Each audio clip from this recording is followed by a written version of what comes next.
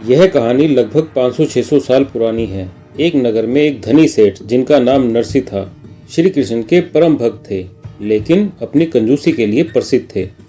उनके पास उस वक्त आज के हिसाब से अरबों रुपए की संपत्ति थी, परंतु इस अपार धन के बावजूद नरसी किसी को एक चवन्नी भी दान नहीं करते थे। एक दिन नरसी की पत्नी ने उनसे गंगा स्नान के लिए चलने का अनुरोध किया। नरसी ने पहले तो मना किया क्योंकि वह खर्च से बचना चाहते थे, लेकिन पत्नी के आग्रह पर वह तैयार हो गए। गंगा स्नान के दौरान एक साधु, जो असल में भगवान श्री कृष्ण थे, नरसी के सामने प्रकट हुए।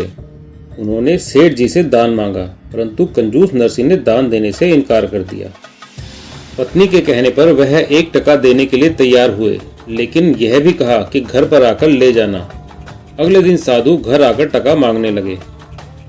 नरसी जी ने नौकरों से कहला भेजा कि सेठ थके हुए हैं, कल आकर ले जाना।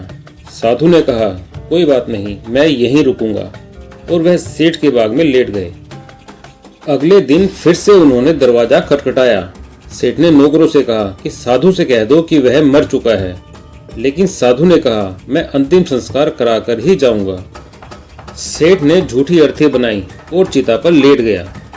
तभी साधु बोले, आप तो 1 टके पर अपनी जान देने चले थे, माफ किया, अब यह दान नहीं चाहिए। सेठ जी चिता से उठे और चैन की सांस ली।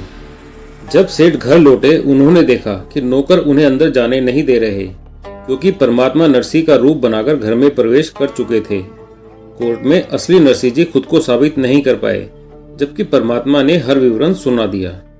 नरसी जंगल में जाकर विलाप करने लगे।